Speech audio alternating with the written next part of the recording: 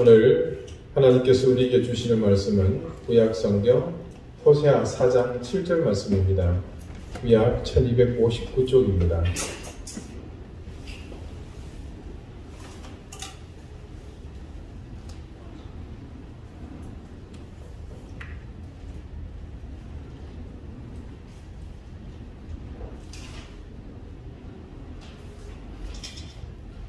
호세아 4장 7절 말씀을 제가 읽겠습니다. 이제 다 같이 자리에서 일어나 하나님의 말씀을 경청하십시오. 그들은 번성할수록 내게 범죄하니 내가 그들의 영화를 변하여 욕이 되게 하리라. 아멘. 자리에 앉으시기 바랍니다. 하나님께서 이 말씀으로 우리에게 은혜 주시기를 원합니다. 1월 30일 주일 예배 설교 하나님을 아는 지식편에서 설교 중에 중국 고사 한 편을 여러분에게 소개한 적이 있습니다. 상하 젓가락과 관련된 고사입니다. 중국 고대 은나라의 임금 주가 상하로 젓가락을 만들었습니다. 어느 날 주왕의 숙부인 기자가 주왕과 식사를 하게 되었는데 상에 올려진 상하 젓가락을 보고 이제 곧 은나라가 망하게 될 것이라는 두려운 생각을 갖게 됩니다. 여러 차례 간언을 했지만 조카 주왕은 듣지 않자 기자는 국외로 망명합니다. 한비자는 기자가 주왕의 상하 젓가락을 보고 나라의 멸망을 예견했던 이유를 이렇게 설명합니다. 상하 젓가락을 사용한다면 질그릇을 사용할 수 없습니다. 상하와 같거나 최소한 상하보다 재질이 좋은 그릇을 사용하려 할 것입니다. 기자는 상하 젓가락과 어울리려면 옥으로 만든 그릇을 써야 할 것이라고 말합니다. 또한 상하 젓가락과 옥 그릇을 사용한다면 앞으로 그곳에 반드시 진귀한 음식을 담아야 할 것이라고 합니다. 기자의 주장은 계속됩니다. 값비싼 그릇에 담긴 진귀한 요리를 낡은 옷 입고 풀로 엮어 만든 집에서 먹을 수 없다는 겁니다. 반드시 화려한 비단 옷을 입을 것이고 고대 광실에서 먹어야만 어울릴 것입니다. 기자는 상하 젓가락이나 옥으로 만든 그릇, 진귀한 요리와 그 약을 만든 복장보다 마지막인 고대 광실이 두렵다고 했습니다. 그래서 그는 상하 젓가락을 보자마자 두려움을 가졌던 겁니다. 5년도 채 되지 않아 기자의 예상대로 주왕은 정원에 온갖 고기를 안주 삼아 내려놓고 포락을 설치했으며 술지기미로 만든 언덕을 오르고 연못에 술을 채워놓고 시간을 보냅니다. 어느 경우든 기자가 우려했던 것이 현실로 다가온 것은 분명해 보입니다. 한비자는 이런 주왕의 절제없는 행위로 인해 은나라가 멸망했다고 전합니다. 다시 들으시니까 내용이 이제는 더 확실해지시죠. 이 한비자의 고사에서 중요한 핵심은 소유가 삶에 미치는 영향입니다. 그 시장은 상하 젓가락을 소유하게 되면서부터입니다. 그 작은 소유, 상하 젓가락을 가지게 되므로 그의 운명이 바뀝니다. 상하 젓가락을 소유하게 된 왕은 이전에는 관심을 두지 않았던 음식을 담는 그릇에 눈길이 가기 시작합니다. 아마 이 상하 젓가락을 처음 소유하게 되었을 때 왕이 기분이 좋아 들떠 흥분하지 않았겠습니까?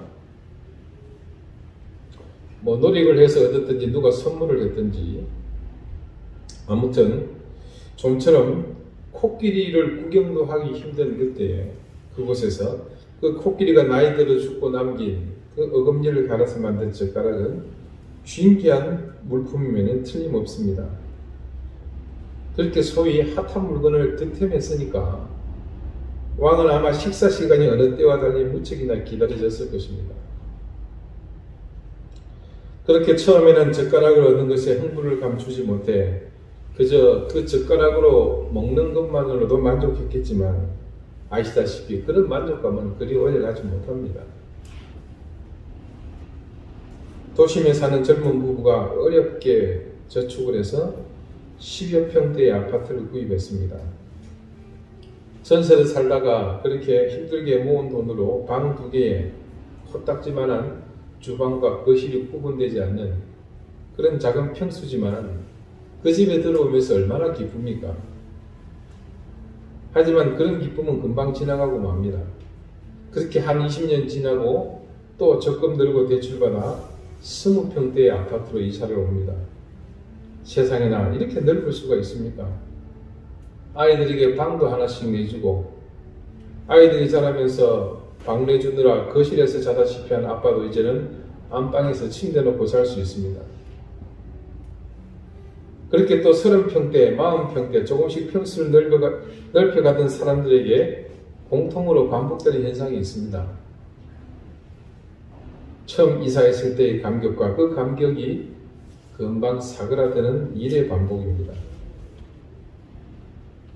그러다 결국 가사를 담당하는 엄마든 아빠든 청소하는 범주만 늘어났다는 사실만 남죠. 만족은 금방 사라지고 말더라는 겁니다.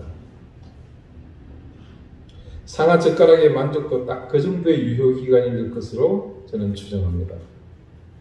어느 순간 이 젓가락으로 음식을 먹는 사람이 그 젓가락의 가치를 더 높여야겠다는 생각이 듭니다.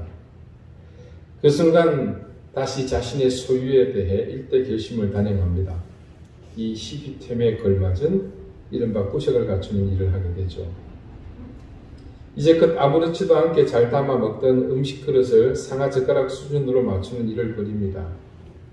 그렇게 자신의 소유에 대한 변화가 한 단계씩 진전을 보입니다. 귀한 그릇이 이제는 문제가 됩니다. 저는 대학 다니면서부터 자가 취사를 했기 때문에 부엌 일을 제 자신을 위해서 했습니다. 그때 사실 꽤 신경 쓰이는 게 그릇입니다. 사기 그릇은 깨어지기 쉽고 스테인리스 그릇이 그나마 좀 나은데 이것도 생각보다 여의치가 않습니다. 근데 그때 멜라민이라는 소재로 만든 용기가 나왔습니다. 지금은 보편적으로 많이 쓰고 있죠. 여러분 그 식당에 가시면 사기 그릇 위에 쓰는 건 다 그거라고 보시면 됩니다. 사기 그릇 같은 느낌이 나면서 플라스틱보다는 좀 나은, 떨어져도 깨지지 않고 조금은 수준 있어 보이는 그런 그릇입니다. 그 멜라민 소재의 대접에는 라면을 담아도 고깃국을 담아도 아무런 문제가 되지 않습니다. 그런데 아주 고급진 그릇은 상황이 또 다릅니다. 거기에다가 상하 젓가락까지 더해지면 또 달라집니다. 그렇게 화려한 식탁에 어울리는 복장으로 관심은 옮겨지고 결국은 거주하는 집까지 새로 바뀌는 선으로 계속해서 나가게 되었습니다. 그런 과정을 통해 그 나라가 멸망에 이르게 되었다는 것은 결국 처음의 소유에 대한 집착이 파국으로까지 이어진다는 사실을 현자는 이미 알고 있었다는 말입니다. 소유하고자 하는 마음이 사라지지 않으면 그것은 마치 지옥불과 같아서 그 불의 흡인력은 대단합니다. 꺼지지 않는 불입니다. 평소 몇십만 원을 겨우 만지는 사람은 그 정도의 선에서만 모든 것을 계산하고 준비합니다. 하지만 그러던 사람이 100만 원을 만지게 되면 그리고 또 200만 원, 300만 원을 넘어서면 그때부터는 생각이 달라집니다. 이전에 몇십만 원으로 해결하던 모든 삶의 방향이 지금 만질 수 있는 기백만 원보다 더 크게 꿈을 꾸게 됩니다. 100만 단위에서 1000만 단위로 소유의 집착은 더 커지게 마련이죠. 그런 소유의 집착은 탐심이고 주님께서는 그래서 탐심이 곧 죄임을 우리에게 가르쳐 주셨습니다. 그들은 번성할수록 내게 범죄하니 오늘 본문 말씀의 상반절입니다. 이 말씀에 따르면 전제가 있죠. 뭡니까? 이미 그들이 번성하고 있는 상황이라는 것을 알 수 있습니다. 이것은 우리가 잘 알고 있는 이스라엘 멸망 직전 여로보암 2세 때의 상황을 일컫는 것입니다. 적당히 비가 내렸고 햇볕도 알맞게 쬐었고 바람도 모든 것이 풍년이 들도록 조건이 갖춰졌습니다. 때 아닌 호황을 그 시절에 누렸다는 것을 말씀 속에서 우리가 충분히 찾을 수 있습니다. 곡식이 풍부하니 수입이 늘고 그로 인한 교역의 확대로 많은 돈이 모이게 되고 군사력도 어느 정도 보충을 할 수 있었습니다. 그러다 보니 그 시기는 대내외적으로 이 여로보암 2세 때의 집권기는 부흥을 이루는 것 같았습니다. 하지만 우리가 이미 수차례 보아왔듯이 이들은 이 풍요로움의 원인을 하나님께 찾지 않았죠.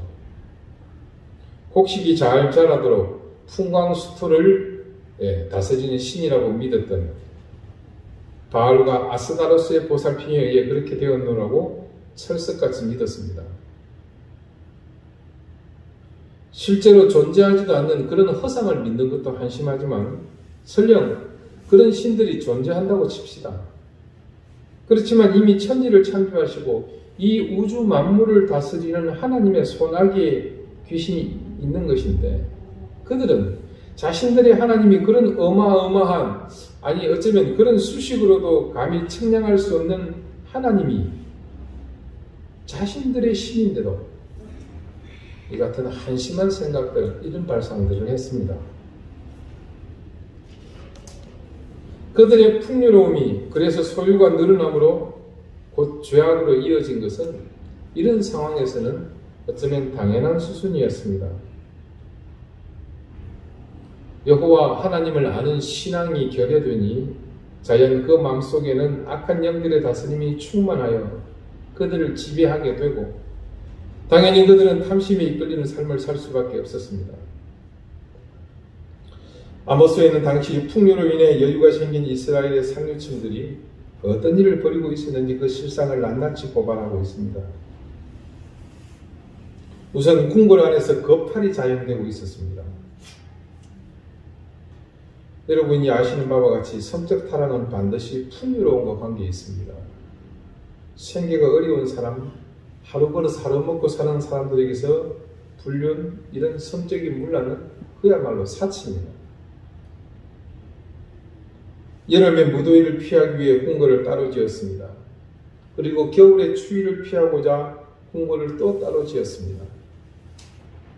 이 궁궐을 짓기 위해 얼마나 많은 백성이 동원되었을 것이며 또 얼마나 막대한 재화가 소비되었겠습니까? 그렇게 사치와 향락에 빠져있는 그 주체가 된 이 이스라엘의 사마리아에 사는 여인들을 향해서 아모스 선지자는 바산의 암소들이라는 아주 수치스러운 수식어를 사용합니다. 그렇게 상류층 여인들이 사치와 향락에 빠져서 술을 즐겼습니다. 가난한 자를 압제하는 것은 일상이 되었습니다. 아시는 것처럼 여러분, 풍년이 들었다고 해서 일반 백성들의 삶이 꼭 그렇게 나아지는 것도 아닙니다. 많은 토지를 소유한 귀족들과 상류층들에게는 좋을지 몰라도 일반 백성들의 삶은 배고픔을 면하는 것 정도 외에는 크게 달라질 게 없습니다. 이미 여호와 하나님을 경배하는 진심이 사라지다 보니 그들의 제사는 형식이 되고 말았습니다. 의미 없는 제사를 지낸다고 죄 없는 짐승만 계속 죽입니다. 사실 여러분, 이렇게 죄 없는 짐승만 죽이는 헛된 제사도 이유가 있습니다. 그들이 술과 함께 먹을 고기 안주가 필요해서 그러지 않았을까? 저는 그런 생각이 들더라고요. 우리 교회도 뼈저리게 경험했지만 이 시대에도 그런 일들은 얼마든지 있습니다. 한국당 여기저기 돈이 좀 있다는 사람이 지어놓은 화려한 교회들이 있습니다. 유명 건축가를 동원해서 돈을 억만금들이 화려하게 지어놓고는 자신의 소유로 그렇게 교회를 운영하는 겁니다. 무엇을 위해 교회를 돈들여 지은 걸까요? 헛된 제사를 지니기 위해서입니다. 하나님의 뜻과 전혀 상관없이 자신들의 하나님을 위해 그렇게 헛된 짓을 도모하는 것이죠. 그리고 아모스의 말씀은 더 처참한 상황을 증언합니다. 아모스 6장 4절 이하의 말씀인데요. 상하상에 누우며 침상에서 기지개 켜며 양떼에서 어린 양과 우리에서 송아지를 잡아서 먹고 비파 소리에 맞추어 노래를 지절거리며 다윗처럼 자기를 위하여 악기를 제조하며 대접으로 포도주를 마시며 귀한 기름을 몸에 바르면서 요셉의 환난에 대하여는 근심하지 아니하는 자로다. 이들은 상하 젓가락이 아니라 상하로 장식된 침대에 누웠습니다. 여기서 우리말 누우며로 번역된 히브리어 쇼케빔은 그 원형이 삭하버인데 이는 두 가지 의미가 있습니다. 첫 번째는 죽어서 영원히 눕는다고 할 때 무슨 얘기겠습니까?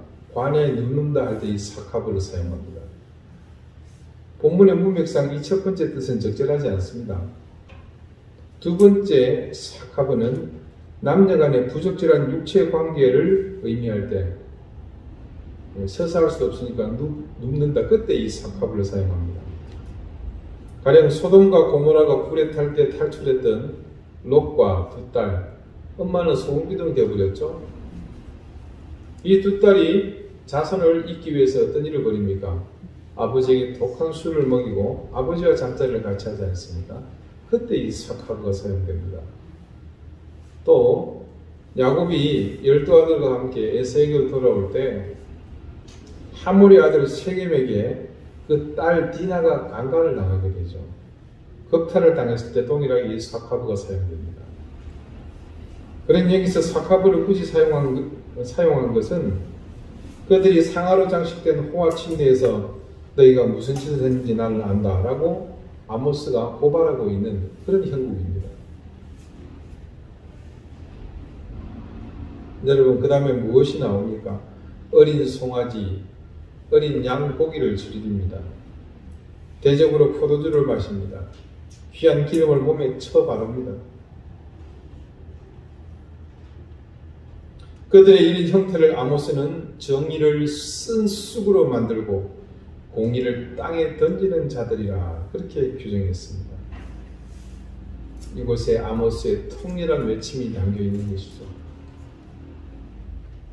풍요로움을 입은 이스라엘의 상류층이 이같이 죄악으로 풍만한 것을 두고서 정의와 공의가 무너진 것으로 규정한 아모스는 그들의 악행에 대해 이렇게 선포했습니다. 아모스 4장 21절에서 24절까지 말씀입니다. 내가 너희 절기를 미워하여 멸시하며 너희 성회들을 기뻐하지 아니하나니 너희가 내게 번제와 소제를 드릴지라도 내가 받지 아니할 것이요 너희의 살찐 희생이 화목제도 내가 돌아보지 아니하리라. 너의 노래소리를 내 앞에서 그칠지어다 네 비파소리도 내가 듣지 아니하리라. 오직 정의를 물같이 공의를 마르지 않는 강같이 흐르게 할지어다. 그 유명한 말씀, 정의를 물같이 공의를 하수같이라는 공의와 정의의 외침은 바로 풍요로움 속에서 타락의 극한을 달리던 그 시대의 상류층을 향해 쏟아낸 예언의 말씀이었습니다. 오늘 본문 말씀의 후반부를 봅시다. 그들은 번성할수록 내게 범죄하니 그 다음 내가 그들의 영화를 변하여 욕이 되게 하리라.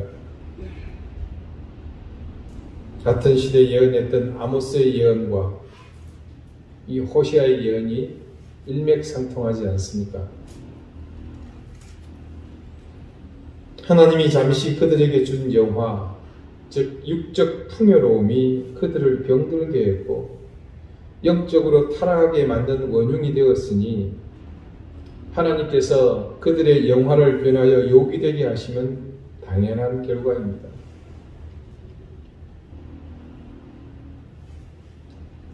우리나라는 미국과 호주, 캐나다 그리고 영국과 스코틀랜드에서 각기의 선교사를 파송해서 복음을 전해 듣게 되었습니다. 한국의 기독교는 그 시점으로 기준해서 약 120년의 세월이 흘렀습니다.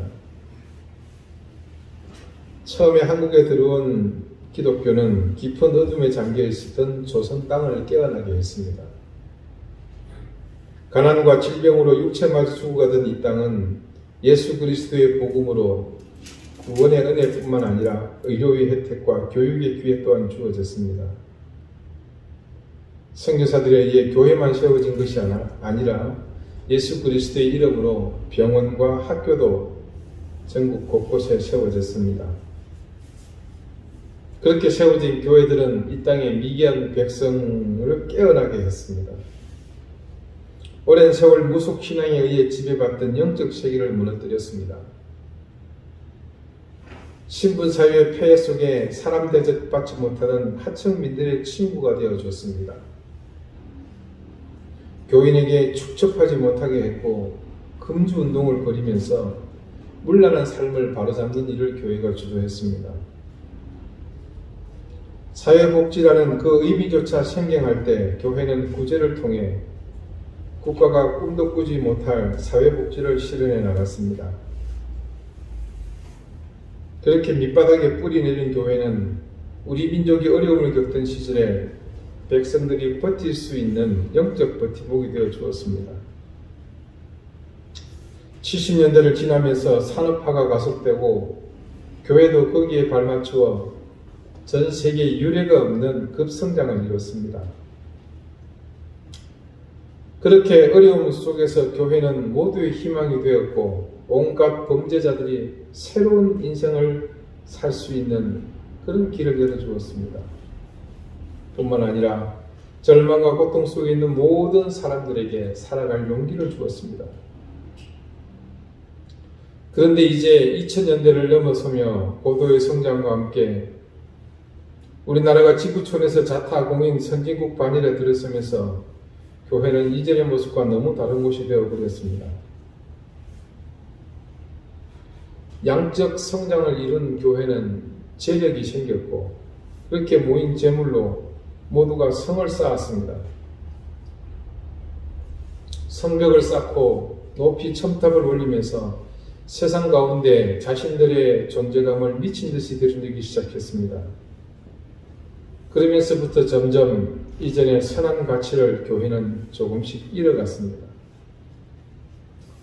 그리고 이렇게 속으로 곪아가던 교회가 코로나의 일침에 찔리자마자 그 곪은 곳이 일순간 터져버리고 말았습니다. 어쩌면 우리의 신앙 선배 신앙인들은 하나님의 은혜를 바라는 순수함 속에서 절제하며 거룩함으로 헌신을 통해 교회의 터전을 일구는 미끄럼이 되어 주셨지만 우리는 그렇게 희생하며 이 땅에 교회를 일구어온 선배들의 바람과 너무 다른 모습으로 변질되어 버린 것은 아닌가 싶습니다. 마치 오늘 말씀처럼 그들은 번성할수록 내게 범죄하니 우리도 하나님께 그들처럼 우리에게 주신 풍요로움으로 하나님의 마음을 아프게 하는 범죄를 저지르고 있는 것은 아닐까요? 만약 그렇다면 우리의 미래는 이미 결정되었다고 봐야 합니다. 내가 그들의 영화를 변하여 욕이 되게 하리라.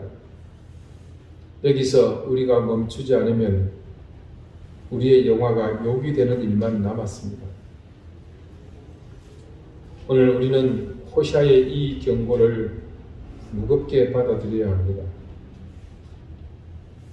아니, 세상에 교회가 얼마나 많이 있는데 우리보다 훨씬 크고 오래되고 비교가 안 되는 교회들이 수두룩한데라며 안심하고 물러설 일이 결코 아닙니다. 이것은 이 땅에 그리스도인이라면 예외 없이 누구든 온몸으로 받아들여야 할 하나님의 경고입니다. 상하젓가락 이야기 한 주 전에 주일 그 후에라는 설교에 소개했던 일본의 여류 크리스찬 작가 미우라 아야코 여사의 병들지 않으면이라는 시를 여러분 기억하시죠? 그녀가 40년 가까운 세월을 투병하는 가운데 하나님을 향해 진액을 짜내듯 고백하며 지은 그 시를 다시 한번 읽어드리겠습니다. 병들지 않으면 드리지 못할 기도가 있습니다. 병들지 않으면 듣지 못할 말씀이 있습니다. 병들지 않으면 다가가지 못할 성소가 있습니다. 병들지 않으면 우리를 보지 못할 거룩한 얼굴이 있습니다. 아, 병들지 않으면 나는 사람일 수조차 없습니다. 여러분, 여기서 병들지 않으면 대신 다른 것들을 모두 넣어 보십시오. 돈을 잃지 않으면 드리지 못할 기도가 있습니다. 권력을 잃지 않으면 듣지 못할 말씀이 있습니다. 절망해 보지 않으면 다가가지 못할 성소가 있습니다. 수치를 당하지 않으면 우러러 보지 못할 거룩한 얼굴이 있습니다. 돈을 잃지 않으면, 권력을 잃지 않으면, 수치를 당하지 않으면, 명예를 잃지 않으면 나는 사람일 수차 없습니다. 그녀는 이 시를 통해 이렇게 고백합니다. 질병으로 내가 잃은 것은 건강뿐입니다. 대신 나는 신앙과 생명을 얻었습니다. 그녀가 하나님을 만나면서 얻게 된 것은 아이러니하게도 건강의 상실입니다. 병입니다. 병을 얻은 그녀가 세상의 기준에서는 모든 것을 잃은 것과 같다 제가 말씀드렸죠. 하지만 그녀는 자신의 상실보다 더 큰 것을 얻게 되었습니다. 그것을 이 미우라 아야코 여사는 병들지 않으면이라는 제목으로, 그러니까 건강을 잃지 않으면 얻지 못할 것이 따로 있다는 것을 이 10기절로 고백한 것입니다. 우리가 건강해서 욕망이 바라는 것을 이루어줄 육체를 가진 것은 행복한 일입니다. 그런데 그렇게 행복한 것을 쫓아가면서 내가 거룩을 상실하고 그 욕망에만 매여 산다면 나의 건강은 내 영혼을 무너뜨리는 도구가 됩니다. 비단 건강뿐이겠습니까? 우리가 가져서 기분 좋은 모든 것들이 모두 이처럼 우리에게 유익하기보다 우리를 무너뜨릴 수 있습니다. 복잡하게 생각할 것 없습니다. 어떤 것이든 우리에게 있는 풍요로운 것이 하나님을 대신하여 나를 지배한다면 그것은 곧 나를 해치는 것일 뿐 내 영혼에는 결코 도움이 되지 않습니다. 물질이 그렇습니다. 권력이 그렇습니다. 내가 좀 더 배워서 학식이 있고 내가 좀 오래 교회 다녀서 교회 짬밥이 좀 된다고 생각하는 분의 생각이 그렇습니다. 풍요로운 것이 무조건 나쁜 것은 아닙니다. 부족한 것보다 풍요로운 것이 좋습니다. 대신 우리 성숙한 신앙인은 그 풍요로움에 이끌리며 그것의 노예가 아니라 그 풍요로움을 말씀에 따라 잘 다스리는 삶, 그 풍요의 주인으로 살아야겠습니다. 이 땅에는 막대한 재산을 가지고 하나님의 뜻을 실천하며 사는 그리스도인이 얼마든지 있습니다. 자신이 가진 권력을 자랑하지 않고 늘 겸손함으로 하나님의 영광을 드러내는 권력자들이 많습니다. 자신이 배운 것을 자랑하지 않고 언제나 겸손함으로 낮은 곳에서 일하는 훌륭한 그리스도인들이 곳곳에 있습니다. 하나님은 그런 사람들을 통해 이 땅에 하나님의 나라를 실현하고 계시며 지금 우리가 그들처럼 이 풍요로움 속에서 하나님 안에서 우리 자신의 본분을 잊지 않고 거룩하게 서 있기를 바라십니다. 여러분, 요 몇 년간 한국 교회는 세상에서 설 자리를 잃어버렸습니다. 그것은 어쩌면 오늘 호세아가 정죄하는 그 시대의 이스라엘처럼 하나님이 이 한국의 교회에 주신 풍요로움을 바르게 사용하지 못하고 우리의 욕망을 채우는 도구로 전락시켜 악행하였기 때문에 그런 것은 아닐까, 저는 그런 생각이 듭니다. 그렇다면 우리가 앞으로 어떻게 살아야 할지 그것은 분명해집니다. 무엇이든 우리에게 풍요롭게 해주신 것을 하나님의 방법대로 사용하며 누리는 것입니다. 그 풍요로움이 우리를 병들게 하거나 우리의 감각을 무디게 만들어 하나님을 잊어버리게 만들지 않도록 늘 긴장의 끈을 늦추지 않는 것입니다. 어렵게 생각하지 맙시다.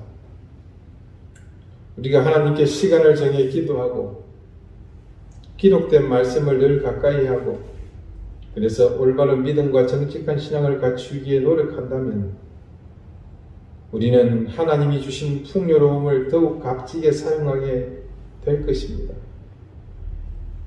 그러면 그 가운데 주시는 은혜를 또 덧입게 됩니다. 그렇게 되면 우리는 이 어려움 속에서도 남들과 다른 진실된 가치 있는 귀한 것으로 채워진 풍요로운 인생을 살게 될 것입니다. 기도드리시겠습니다. 하나님, 우리에게 주신 풍요로움을 늘 하나님의 귀한 선물로 여기며 살게 해주십시오. 그래서 그 풍요로움이 하나님을 더욱 가까이 하는 도구로 삼게 해주십시오. 우리의 영혼이 죄를 범하는 도구로 쓰이지 않게 해주십시오. 오늘도 이 땅에 수없이 많은 무명의 그리스도인이 자신의 풍요로움을 자랑하지 않고 그것을 도구로 하나님의 의를 세워가고 있음을 기억하며 우리 또한 세상과 구별된 거룩함을 잃지 않고 우리에게 주신 이 풍요로움으로 하나님을 더 가까이 섬기는 인생, 그리하여 그곳에 더해 주시는 귀한 은혜를 누리며 사는 풍요로운 인생으로 살게 해 주십시오. 예수 그리스도 이름으로 기도드립니다. 아멘.